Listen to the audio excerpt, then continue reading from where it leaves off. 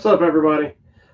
Sorry I was delayed there. I was trying to think. My lighting is horrible. For some reason, I don't know why our lighting is so bad. So it's hard to see the movies themselves. So I'll try to push them up. I don't think it's going to help any. Anyway, oh well. Welcome back to another episode of Martial Arts Movie Monday. I know we skipped that last week, but I'm very excited for this week because it's been an episode I've been wanting to do for quite a while. But I've had other things get in the way. I've had time to watch them. And my big rule, if you've never seen this show before, is we take a deep dive into various martial arts films, old and new. It's got to be something that's out of my collection. All these up here, you can't see them now because we moved our thing, is my collection. I know it seems like I'm really covered up right now, but I did it on purpose because I want these to be front and center. So what we're diving into is one of my favorite martial artists, actors, probably of all of them, really.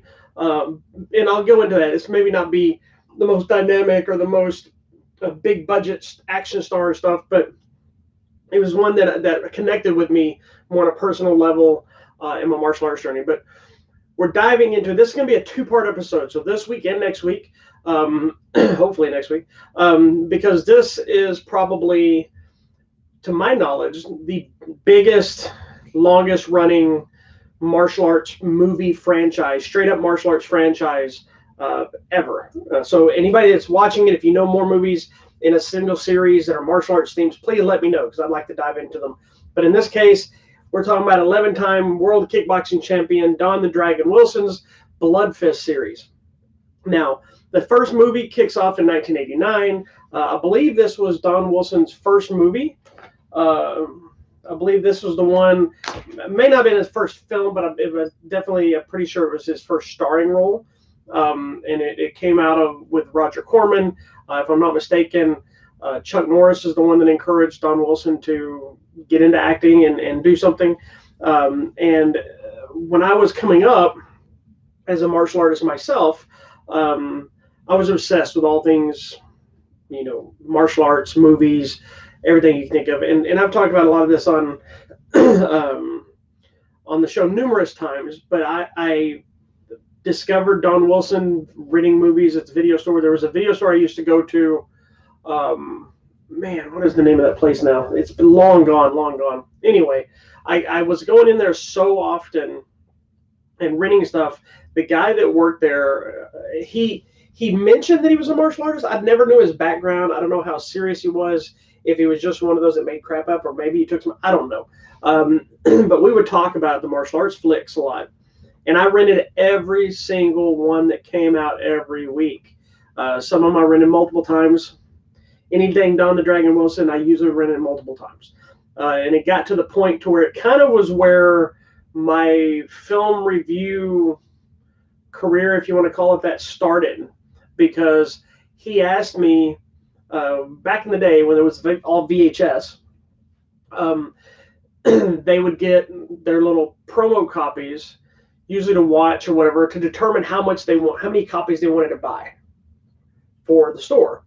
And back then, they were very, very expensive. It was probably $80 to $100, if not more, per VHS, which I know seems ridiculous now because we can buy brand new movies right off the fly. Back then, that wasn't the case. And so I was going in there so often, got to know each other. He finally just started saying, "Hey, I got this martial arts screener. Would you like to take it home, watch it, tell me what you think of it, and if we should get any or how many you think?" So I kind of for free was doing labor for him for the store, but it was because it was free to me because I wasn't paying to watch it. And I was going to see a movie come out before it comes out. And he knew I had my honest opinion of if I thought it was good or bad. But I think he had already probably made his decision and just said, "I think this kid wants to watch this." So it kind of gave me a perspective to start looking at movies more than just what it was on screen. It was, are the fights good? Is the action good? Is the acting good? Is the story good? Is it the effects good? I started kind of early on seeing film in a different way sometimes than your average viewer. And a lot of that, pretty much me doing this show right now, comes from three things. My love of martial arts, obsessive about movies and going to that video store. So that guy, and Don Wilson, because watching all of his movies, they started spawning because I was renting them so much. And so I owe a lot to all three things that has gotten me to where I am, for not only love of film, but doing the show you're seeing right now, the website that we run, and everything in between that came with it. So there are technically eight movies. There's technically nine. There's eight movies, unless I'm missing one, in the Bloodfist series. There is a ninth film, but it does not have Don Wilson in it. So I will not be discussing that movie. Not because I'm against, I think it's Matt Mullins is in the ninth one, but I'm keeping to this theme of Don the Dragon Wilson. And it was a big influence on me from a standpoint of, one of the things that I always loved with Don Wilson's films was the very simplistic, realistic nature of his fights, using the skills that he had. So he was throwing jump kicks. He'd do windmills, and he would jumping side kicks and front kicks and stuff. But they were all things that seemed not only relatable but doable. Like, those are things you can learn. Like, you watch some of the guys today, as impressive as they are, unless you have all that time in the world to train, the proper people to show you certain things, the dedication that you're going to do it, you're not going to be flipping and doing all the crazy stunts. But the stuff that he did, he not only had proved it in the ring numerous times over as a world, 11-time world kickboxing champion, but he was showing you techniques that, while may not be practical for real life all the time, they were great for the movie, and you could mimic them and made it fun. They're like, oh, I can do that kick.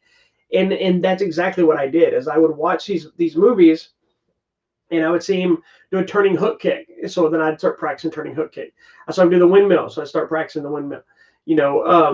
It had a profound impact of my kicking and my punching and just the way I did things, because I was obsessed with watching everything he did. He wasn't an actor at the beginning, and so I've had discussions with some people will try to say, well, he's not that good an actor. Well, he was a martial artist that became an actor. Whereas like Scott Adkins is one of those guys that's a great actor and a martial artist. He tries to be an actor first, a martial artist second, that's all encompassing. But he's both. Don Wilson became both, but started as a martial artist, much like Chuck Norris started as a martial artist. Cynthia Rothrock started as a martial artist, and they all found their groove, became better actors, depending on your opinion. But I thought Don Wilson did fine in his early films. I always thought, sure, they were a little cheesy, they're dated. They weren't like Academy Award winning type performances, but that's not what you're looking for in this kind of franchise. You're looking for fighting, you're looking for action, you're looking for fun, you're looking for, shootouts and all that kind of stuff. And every one of these movies has it. So what I want to do is we're going to dive in to each of these movies, because here's what's really interesting about this franchise. Outside of, I believe, and I may be reminded once I get into the later ones, because I think it may have changed again in the later ones. But so with the first four films, we got Bloodfist, Bloodfist 2, Bloodfist 3, Forced to Fight, and Bloodfist 4, Die Trying. So what's interesting is the first two movies in the Bloodfist franchise, which also I believe are the only two that have the very similar covers, they are following the same character. So Don Wilson plays the same guy, Jake, in both of these films, and it's kind of a setup, right? They were successful enough that it spawned the franchise, but it took a different turn. Every film in the franchise is an independent story. So it's name and Bloodfist alone, but it wasn't the same Bloodfist story, if that makes sense. And I think what happened was Bloodfist started out as a franchise or as films, whatever, starring Don the Dragon Wilson. Bloodfist became Don the Dragon Wilson. So it was a thing where he could make a new Bloodfist movie. It didn't matter the story. It didn't matter his character. You knew you were going to have Bloodfist and you were going to have Don the Dragon Wilson. Those were the franchise. And one could not exist without the other one, obviously, until they made Bloodfist, whatever 9 is. But does anybody really care about that movie? I don't. I'm going to watch it because I didn't really realize there was another one until recently. So I need it for my set. But to me, Bloodfist is Don Wilson. Don Wilson is Bloodfist. And I love that it later took a different turn, because you didn't have to go back. If you found one that you liked better than the other, you didn't have to go back and watch the other ones. You could just watch the one you wanted to watch and just watch that fight, that story. But that doesn't play into the first two. So the first two, straight up, basically, how about it? I'm just going to read you the synopsis. I can actually see them like this. So we'll turn to the first one. So the first one, it says, to avenge the brutal murder of his brother Jake, journeys to the Philippines, where his search for truth finds him battling both in and out of the ring, but the weapons are always the same: bare fist, bare feet, and the rules never change. The last man standing wins. And what's funny is they're always so very straightforward on their stories, on their synopsis.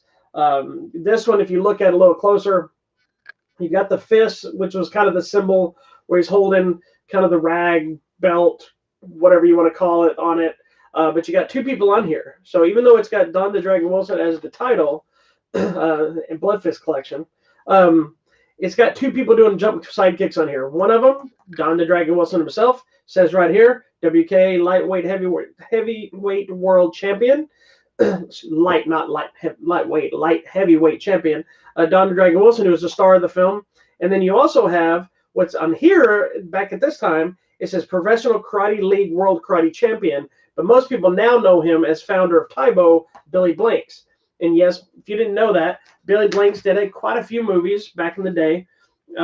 He's another one that's a great martial artist. He did fighting competition, whatever he did prior to becoming the fitness guru that most people know him as. And they fight each other in the movie. I've done a couple of shows about Billy Blanks, but it's basically a Bloodsport-esque type of film, so it's got a lot of great martial arts fights, a lot of good stuff like that. Really dig the first one, and it sets the tone of one, meeting Don Wilson for the first time, seeing him be able to fight. You got Billy Blanks in there, so you got two real life karate champions fighting. Even though it's a movie fight, it's exciting, which is kind of something that goes across the theme of this film. But it was successful enough to spawn the sequel, which came out. This one came out in 1989, I believe. Yeah, so 1989. I wasn't even out of high school yet when this movie came out. I was, I believe, a sophomore or junior. I was a sophomore. I had to be probably a freshman, sophomore when this came out, because I graduated in 92. So that means my parents were having to take me to the video store, or I was walking to the other one that was closer to us. So Bloodfist 2, which this time is just Don Wilson kicking some random stranger in the face, which I'm sure he's one of the guys from the movie, but I can't see which guy it is. This one was released in 1990, so pretty much the next year. And this one, it says, Jake gives up his title after killing a man in the ring. So now we've got Jake here. Now he's killed somebody, so he's given up his title. Jake goes to Manila to help an old friend. Trouble awaits him. After fending off multiple attacks, Jake is finally captured and trained to half a dozen martial arts champions. Taken to an island fortress, they are forced to battle chemically simulated killers and fights to the death.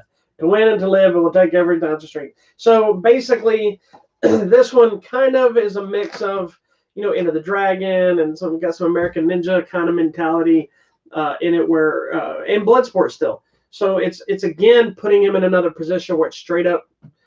Both movies are designed to have Don Wilson fight, which that's what we want. So that's not a bad thing. They're designed to pit him against other martial artists. I don't honestly remember.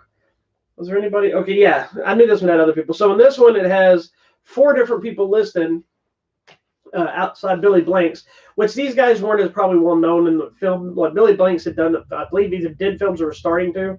But in this one, you had Maurice Smith, who was the WKA World Heavyweight Champion. You got James Waring, who's the WKA World Cruiserweight Champion.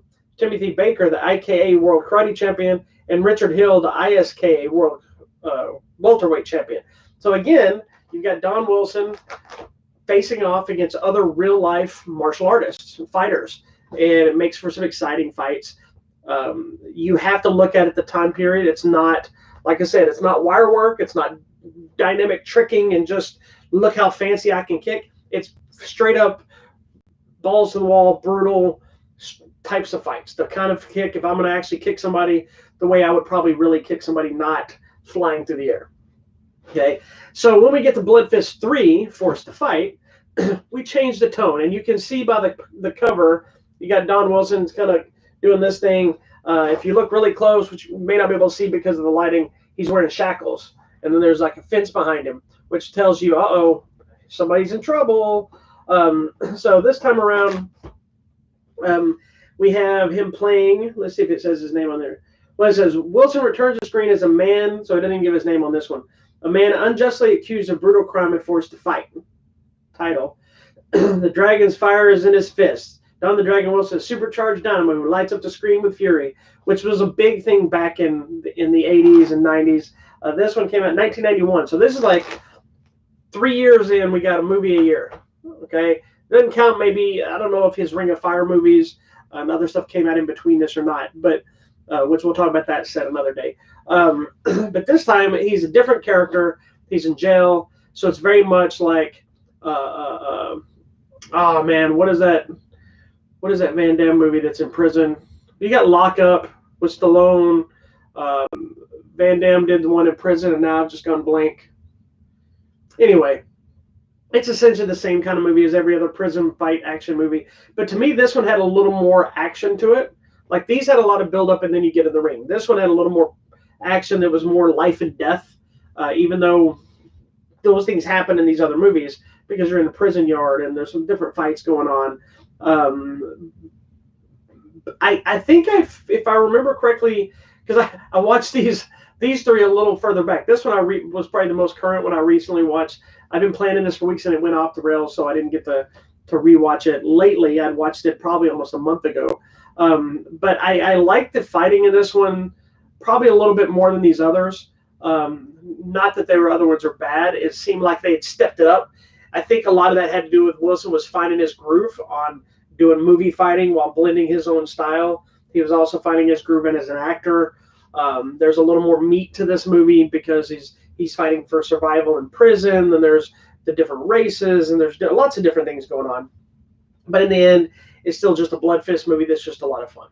And then lastly, for this first part, we've got Bloodfist 4 Die Trying, which in this case is yet again, it's another different character. So now we've got 4 movies, 3 different characters. This one has legendary kickboxer Don Wilson returns to the screen as an innocent man who is forced into action and revenge. His buddies have been brutally murdered and his daughter has been kidnapped. Caught in a web of danger and deceit, he must take on the CIA, the FBI, and international arms cartel. Everyone wants to drag him dead. And then also stars, it throws it in here, international supermodel Kat Sassoon is in here with Don Wilson.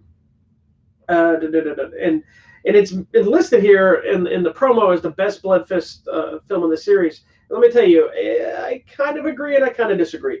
I love the first 2 way more than the rest of them. But saying that, that's, I think, more nostalgia. These do get into some better fights. What I think could have been really interesting is these 2 could have kind of connected, since the guy here is an innocent man and they're being things, but they do talk about, I believe he was, if I remember hearing the line, that he was an ex-con. It could have been this guy getting out of prison, playing the same character, and then would have then connected it again. Not necessary. It's just a little nuance that I think could have weaved them together a little bit better. And they could have done this thing where he finally, when he leaves the title after killing the guy, they could have done something after he gets home from the other thing. Then he's arrested because there's charges brought against him for accidentally killing the guy. Now he's in prison. He gets out. Now he has to work with this repo thing. It's easy connection, man. A very small element. You've been feeling sorry for this guy's life, but you could have done it. But that's just me. Nobody asked me at the time. Nobody's asking me now. I'm just telling you. So in this one, not only do you have Kat Sassoon, you also have Gary Daniels, who is another one of those martial arts guys who popped up during this time period, started showing up as a villain a lot of times before he started kind of spinning into his own thing. He had this very lion mane, like long blonde hair. It was thick, and it was very memorable. I believe he's Australian. But don't hit me if I'm wrong. I believe he might not be. He may be English. I'll have to go look him up. I was a fan of Gary Daniels as well, but mostly just I didn't dive into his history as much. but I believe he's like, I still follow him, and he posts these cool videos. So it looks like he does some kung fu, maybe some Muay Thai, as well as other things. A dynamic kicker is another one of the great martial artists. And him and Don Wilson have a great fight in this movie. It was a blast to watch. This one to me might be the best in terms of what year was this one? 92? Yep, 1992. This one to me might be the best in terms of action story. Not that it's a better story, but this one feels like almost every action movie that came out in the 80s, 90s, where you have the guy that's falsely accused, he's running around, he can't trust the cops, he's got the criminals, he's got the love interest, he's fighting for his life, there's a kid involved, there's twists, there's turns, there's all this stuff. That's this movie. So you've seen this movie hundreds of times, but you haven't seen it with Don Wilson because it's right here. So if you haven't watched it, you need to get over yourself. The other thing is, the other day I did a show about No Retreat, No Surrender, and I don't remember the guy's name, but the guy that played the character Dean, who was essentially the Johnny, Karate Kid Johnny version in No Retreat, No Surrender. He shows up in this that I totally didn't remember. He has a little cameo, not a cameo, but a small part in it. And again, you get a lot more fights, a lot more action. It's like, I love this series. It is not one of those franchises that's for everybody. It's full on. You got to be a hardcore martial arts fan to really appreciate them. It's not one that's all the big bells and whistles and effects and super budget. These are just bare bones martial arts action. It was designed to showcase Don the Dragon Wilson, and it does so perfectly. And they are very, very close to my heart because I love them and I grew up with them in my martial arts world and my life.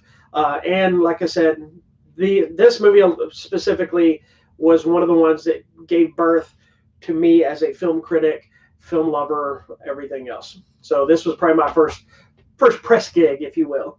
So going to kind of go with that. I've had the luxury over the years to not only meet and interview Don Wilson a couple of times in person and over the phone. I've become friends with his brother James. You can't wear. I'm going to move this out of the way so you can see it. I can hold it like this. I'm wearing a shirt with Don Wilson on it. This is from their Traditions line. T-shirts that are t-shirts, martial arts themed t-shirts for martial artists. I've had business with selling the shirts as well. So I have a lot of dogs in this race from a personal level. No financial outside of the shirt stuff. But I love these movies, and I've heard rumblings that maybe there's some other Bloodfist related thing in the works. I don't know if that's true or not, or if I just made that up and heard it and thought I heard it, or maybe it was one of those like, hey, would you like to see that? I heard it was maybe a series, maybe another movie. I just hope Don Wilson is involved because I am all in. I'm ready for Bloodfist 35 to get here and just keep churning these out. If we could just go back to the Bloodfist series and start churning these out again, I'd be all happy. But if not, we do have 8. So join me next week when we talk about the final 4 in the Bloodfist series that are out, starring the man, the myth, the legend, Don the Dragon Wilson, 11-time kickboxing champion, and one of my personal heroes. All right? Thank you for watching. Join us next time. Hopefully we'll be back for TV Tuesday tomorrow. Of course, we'll be here Sunday for an all-new episode of Hollywood Matrimony Live. Make sure you hit that subscribe button. Go to our website at hollywoodmatrimony.com where we have giveaways, news, reviews, and, of course, hit us up on the Twitter, the Instagram, the Facebook, all that kind of good stuff. All righty? Everybody have a wonderful day. Keep your hands up. Be nice. And above all else, wear your mask. We'll get through this together. Love you all. Peace.